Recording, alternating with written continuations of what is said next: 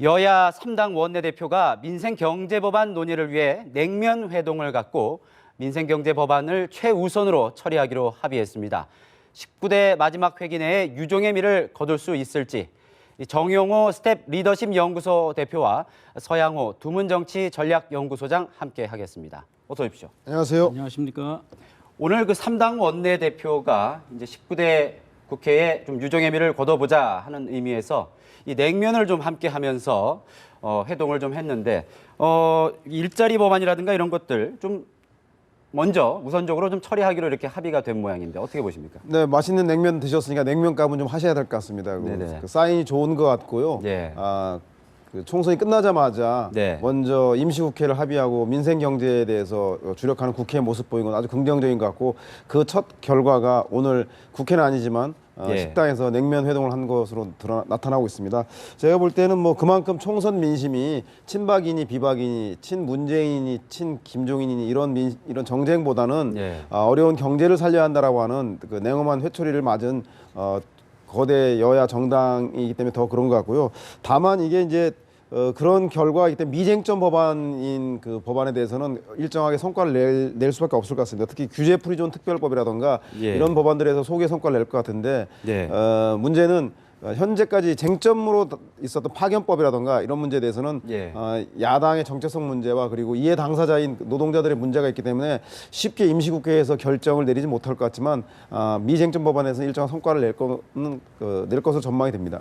대표님은 오늘 회동 어떻게 보셨습니까? 네, 총선 민의를 잘 받들어서 뭐 비빔냉면, 물냉면 오늘 아주 멋진 조화를 이루어서 3당 원내대표들께서 세 가지 합의 사항을 발표를 하지 않았습니까? 첫째는 민생 관련 법안을 처리한다. 그다음에 무쟁점 법안들을 우선적으로 처리한다. 그리고 세 번째로 27일 날 원내 부대표들 간의 이제 회담을 통해서 일정을 잡아가기로 했는데 이제 중요한 거는 첫 번째와 두 번째 거겠죠.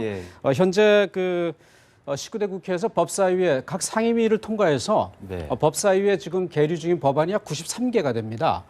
그 가운데에서 여야 합의로 지금 당장 통과할 수 있는 것이 최소한 11건 정도가 됩니다. 물론 거기에는 이제 5.18 그 유공자에 관한 법안을 비롯해서 그리고 일회용 주사기 재사용 금지 법안 또 여러 가지 민생 법안들이 있는데 이러한 민생 법안을 처리하고 합의해 나가는 문제에 있어서는 이번 임시국회가 총선 민의를 바탕으로 해서 20대 국회에 여소야대에서 하에서의 대화 정치와 합의 정치 복원이라는 의회주의의 복원이라는 큰 과제를 걸고 있는 학습 효과가 있는 임시국회가 아닌가 생각이 됩니다. 그런 점에 있어서는 아마도 3당에서는 우선 무쟁점 법안과 민생, 특히 일자리 창출과 청년 일자리 문제 이런 등등의 법안들에 대해서는 큰 이견이 없는 한 이번 임시국회에서는 좀 생산적인 결과가 나오지 않을까 이렇게 생각이 됩니다. 기업 구조조정 관련해서 이제 두 야당이 모두 좀 공감대를 표시하고 있습니다.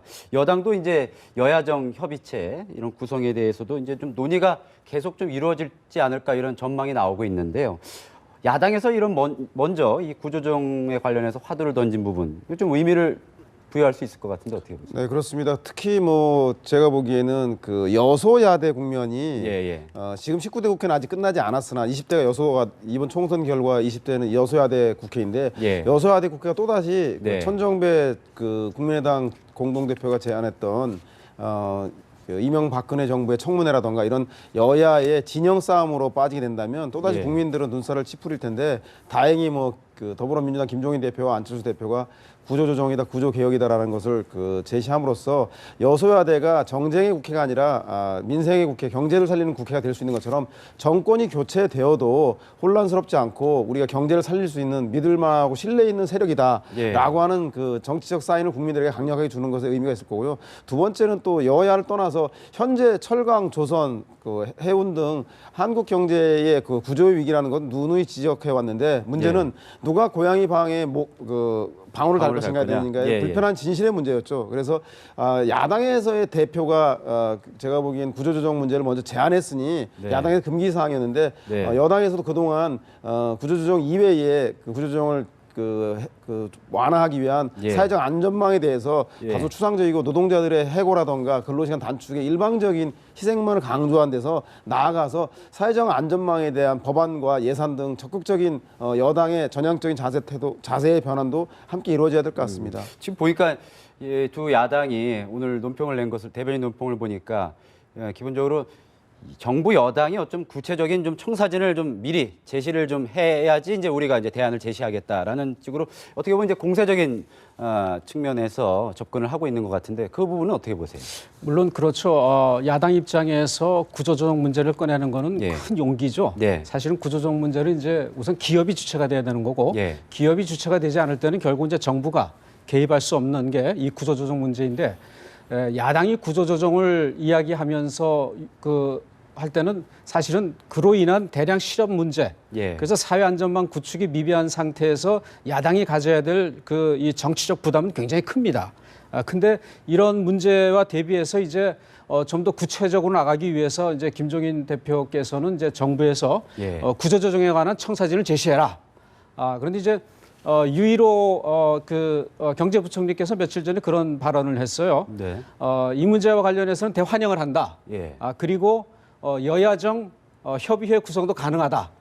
이러한 적극적이고 긍정적인 발언을 했다는 측면에서 보게 되면은 정부에서 일단은 기업의 구조조정에 관한 전반적인 정책에 대한 청사진을 내어놓고 그리고 그것이 국회 중심으로 논의해 갈 수 있는 그런 환경만 만들어 간다 그러면 이 문제에 있어서는 뭐 야당이 이야기하는 구조조정이라는 것, 이 화두는 어떤 의미에서 본다면은 나름대로 진정성을 좀 찾아볼 수 있지 않을까 이런 생각도 듭니다.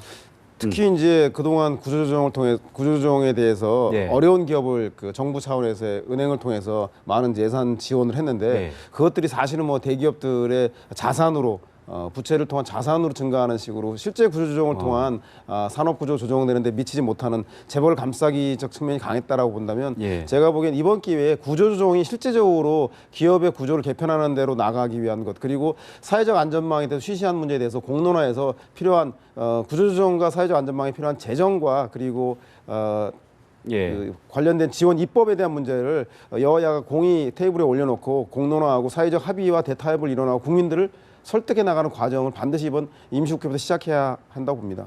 일단 뭐 여야가 기본적으로 이제 구조조정, 경제 문제에 관련해서 경제 민생 이슈에 대해서 좀 선점하고자 하는 그런 분위기는 있는 것 같은데 실제로 보면은 겉으로 보면 이제 일단 여당은 경제 이슈에 좀 선점당했다, 공세를 좀 당했다 이런 표현이 좀 적절할 것 같습니다. 일단 게다가 이제 새로운 또 지도부 구성하는 과정에서 조금 삐걱거리는 모습도 보이고 있고요.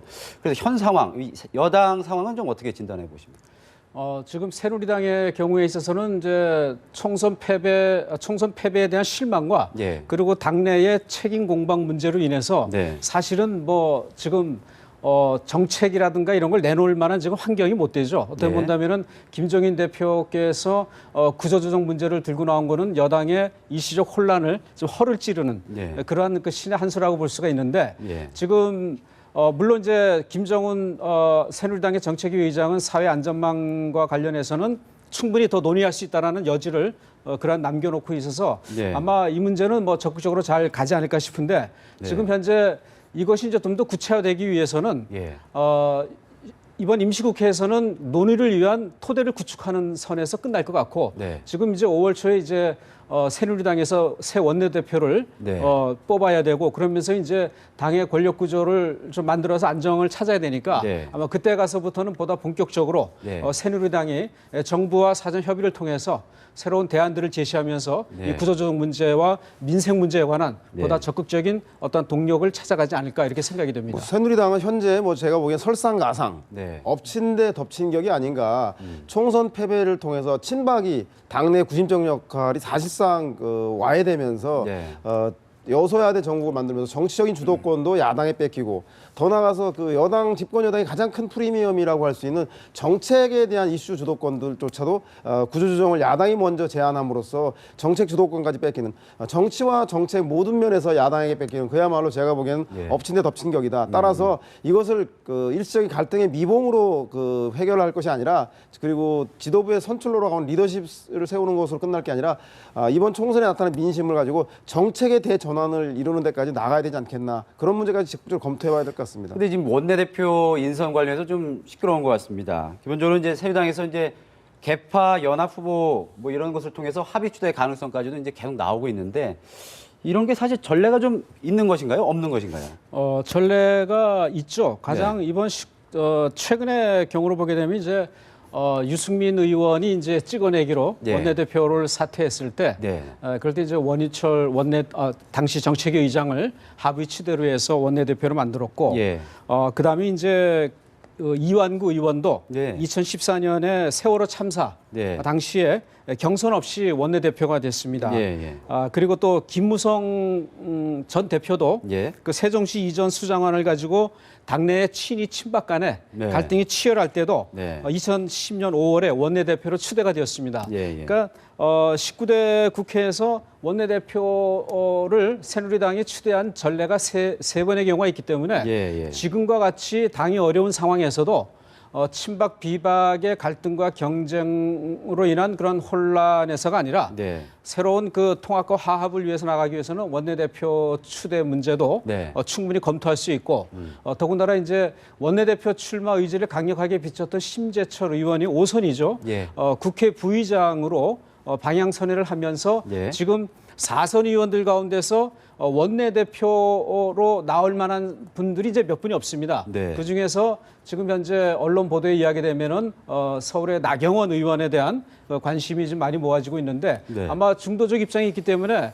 친박 비박 간에 갈등 없이 경쟁으로 간다 그러면은 중도적인 인물을 원내대표로 추대해서 지금 현재 당의 어려운 상황과 그리고 20대 국회 준비를 해나가는 것이 그것이 순리가 아닌가 싶습니다. 뭐 표면적으로는 이제 단합을 해야 된다는 어떤 공감대는 있는 것 같습니다. 뭐 개파 간 치고받는 모습이 또 다른 또 역풍으로 작용할 수 있다는 그런 공감대는 있는 것 같은데 개파 간의 어떤 그런 그 원내대표 또 차기 지도부를 둘러싼 그 셈법이랄까 이런 걸 두고 그래 아무래도 이제 거중 조정이란가 이런 것들이 잘 안 될 경우에는 또 이제 잡음이 또 불거질 텐데 이 친박계에서는 이 원내대표라도 좀 가져가야 되는 거 아니냐 이런 여론도 좀 있는 것 같은데 어떻게 보세요? 그렇죠. 뭐 대통령의 국정 운영을 안정적으로 뒷받침하기 위해서는 정부의 입법과 예산 문제에 대해서 적극 협조할 수 있는 원내 사령탑이 가장 무엇보다 중요한데 문제는 그렇기 때문에 친박계가 그 원내대표를 해야 한다라고 하는 논란 자체가 총선에서 보여준 친박의 그 총선의 지도력이 완전히 그 상실된 상황이기 때문에 그것이 얼마나 당내 구심력들을 설득력을 가지고 비박계 의원들과 나머지 중도파 의원들을 설득할 수 있을 것인가. 지금은 친박의 비협자만 들어가도 원내대표든 비상대책위원이든 당 자체에 대해서 국민들이 아주 거부감을 갖고 있는 상황이기 때문에 제가 보기에는 그 친박계가 선뜻 나선다고 해도 그것을 동의할 만한 세력이 없는 것 같고 무엇보다도 관점을 친박과 비박의 개파 간의 그 봉합과 그 타협을 통해서 문제를 해결하려고 하지 말고 친박 비박 간의 개파 간의 타협보다 더 중요한 건 국민이 준엄하게 꾸준히 총선의 민의를 적극적으로 수렴하고 타협하는 것입니다. 그동안 정부 여당이 재벌과 대기업 위주의 기업이 일하기 좋은 나라를 만들어서 제가 보기에 시운해고 그리고 비정규직 양산 이걸 통해서 얼마나 고용이 불안해졌습니까? 이 문제에 대한 그 중산층과 서민을 위해서 고용을 안정화하고 일자리가 안정되는 그런 문제에 대해서 보다 더 전향적인 정책 전환을 통해 국민과 타협하고 국민과 대화하는 그런 모습이 더욱더 필요한 게 아닌가 그런 생각이 듭니다.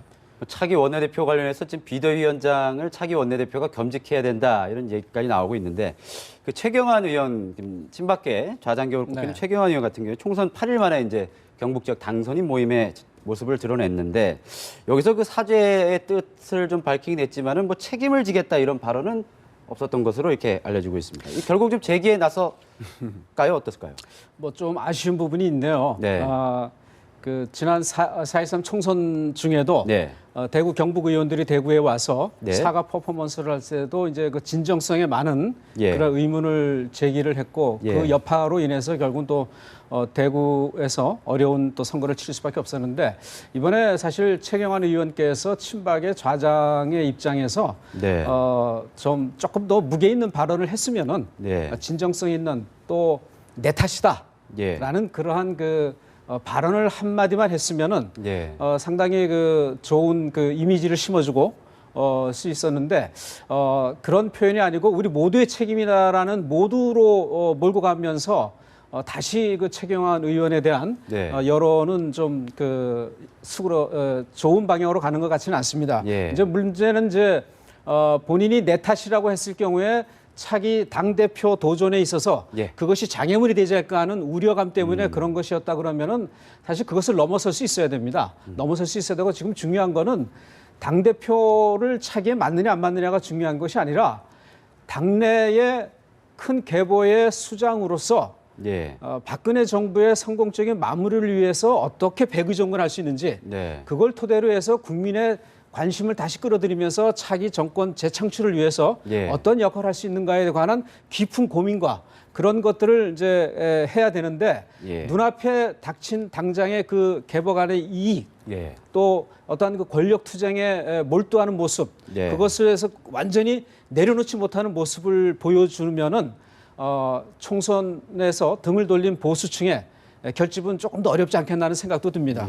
소나기 올 때 피하라고 그 잊혀지길 바라는 게 최경환 부총리 전 부총리의 심정이겠지만 사실은 진박감별사를 자처하면서 오늘날 친박 비박의 공천 갈등과 국민들로부터의 그 완전 외면을 받게 만든 장본인 아니겠습니까?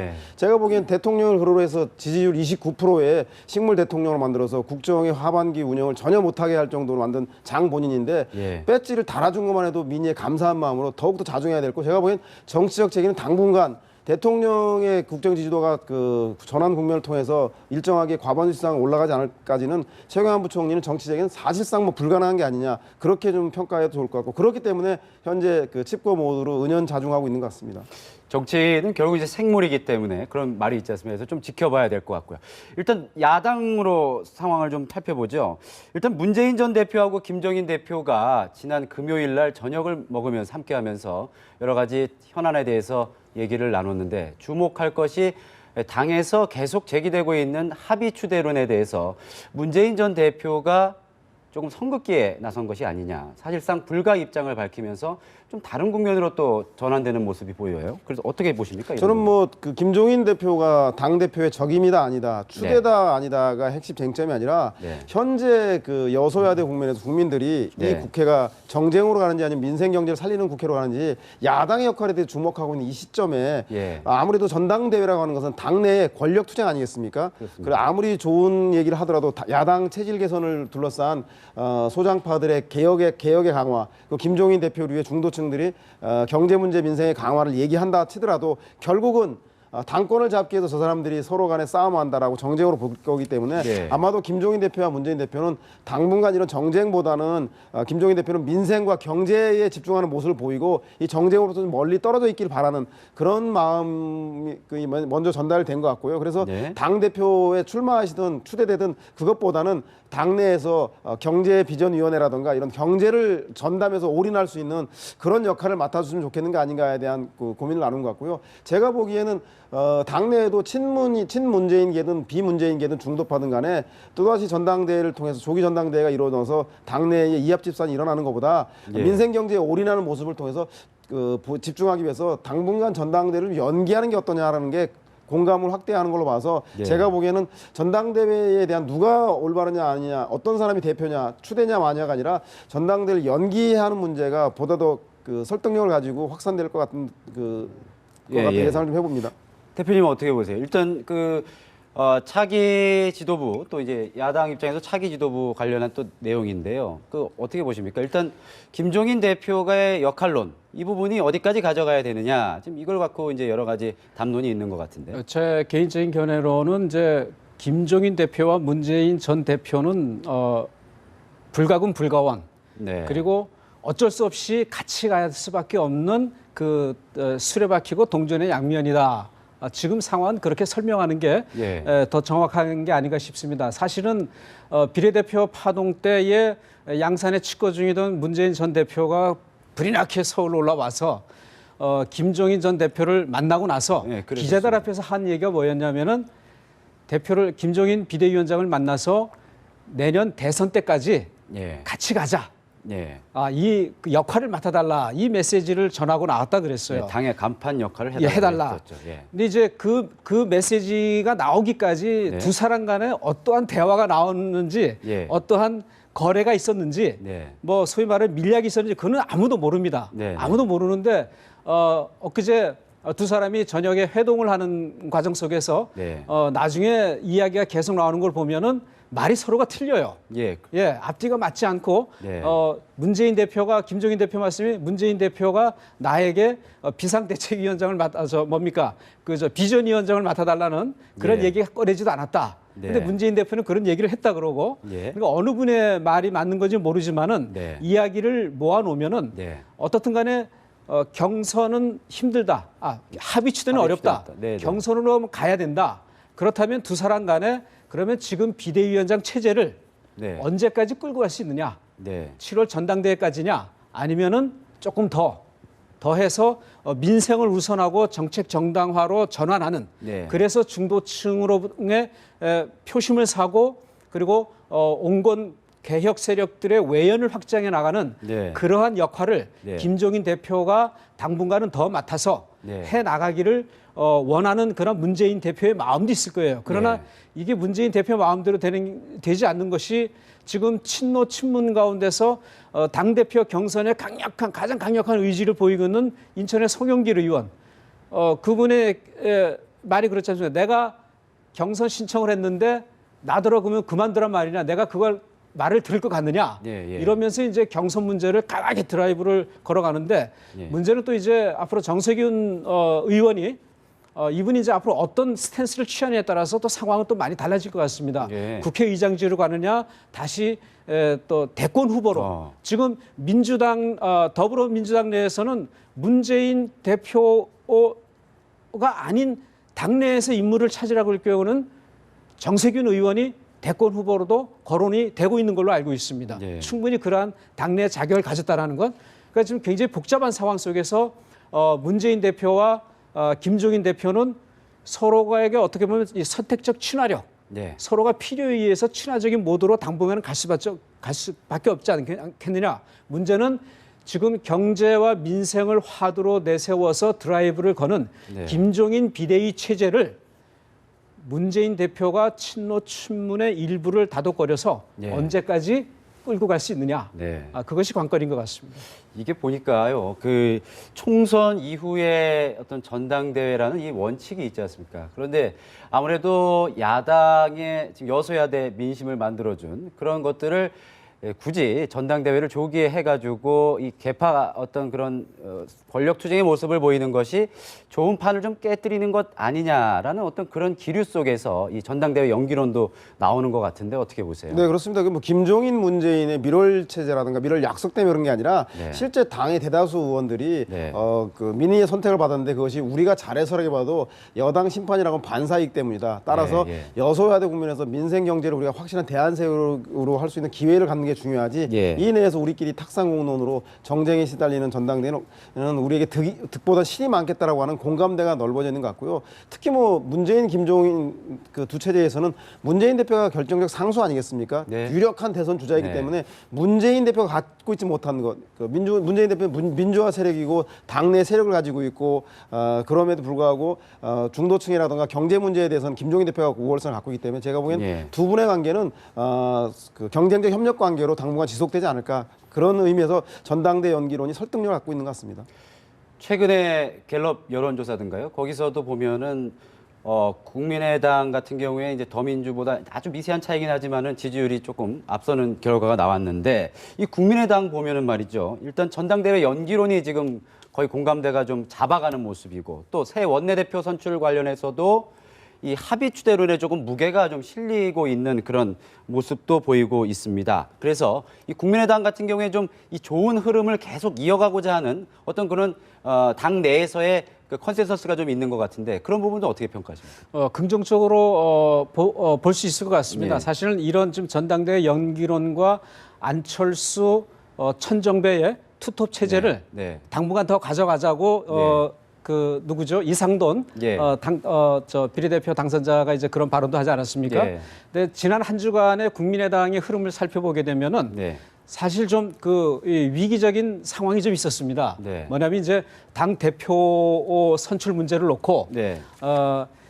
안철수 대표께서 박지원 의원에게 네. 무슨 얘기를 했냐면은 당 대표는 천정배로 가고 네. 그리고 박지원 의원은 원내 대표를 맡아서 여소야대를 이끌어 달라. 네. 이런 부탁을 했을 때 박지원 의원이 그걸 이제 정중하게 거절을 한 걸로 알고 있습니다. 그러면서 무슨 얘기를 했냐면은 이희호 여사께서 나에게 과거에 당권도 도전하고 대통령 후보로도 나가보라고 권유를 했었다. 네. 그러니까 이 이야기는 지금 국민의당 내부에서 국민의당이 호남 지지를 얻고 있는 이상 박지원 의원은 당 대표가 되든 아니면은 대통령 후보가 되든 나는 두 개 다 잡고 나갈 수가 있다. 이것을 예. 어떻게 본다면 이제 당 대표에 대한 강한 의지를 표명하면서 안철수 대표를 이제 이렇게 옥죄는 거라고 이제 볼 수가 있죠. 네. 이런 상황에서 안철수 대표 천정배 대표 입에서 네. 당 대표를 외부에서 수혈해 올 수도 있다는 말이 나왔고 네. 안철수 대표도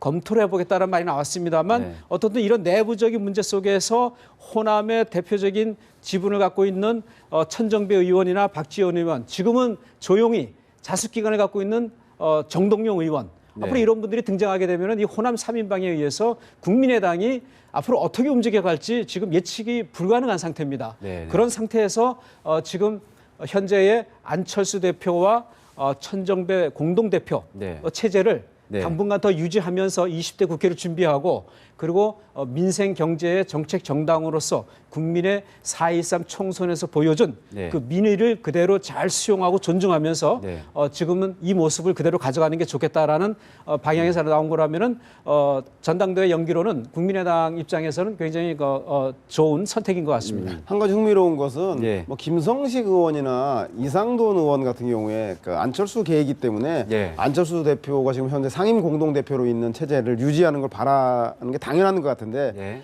그런데 왜 호남 중진들도 빨리 네. 대표를 갈아서 본인들이 당권을 잡은 그래서 대권은 안철수, 당권은 호남 중진 이렇게 가는 게 맞을 텐데 호남 네. 중진들도 이 전당대 연기론을 먼저 띄우고 있는 것은 그 속내는 이런 것 같습니다. 뭐냐면 지금 전당대회를 하게 되면 안철수 대표의 주도권 그 지지도가 높기 때문에 네. 안철수 의원에게 맞는 전당대 키맨이 안철수 대표가 됩니다. 네. 안철수 대표가 선택하는 소위 말해서 런닝메이트가 될 가능성이 높기 때문에 네. 한 6개월이라도 연기하고 나면 지지율이 천정을 쳤던 게 이제 바닥으로 하향 곡선 갈 거고 자연 감소분에다가 국민의당도 어려움이 처할 때 그때 되면 호남 중진의 역할들 호남 그 다선 의원들의 역할들에 대해서 주목받게 될 테니까 안철수의 구심력이 약화되는 시점인 올해 하반기 정도에 독자적인 전당대회 당권에 대한 그 주도력을 강화하기 위해서 아마 호남 중진 의원들도 네네. 흔쾌히 전당대 연기론에 동의한 게 아닌가 그렇게 좀 해석해 볼 여지도 있는 것 같습니다. 예, 알겠습니다. 오늘 대담은 여기까지 듣겠습니다. 고맙습니다. 감사합니다.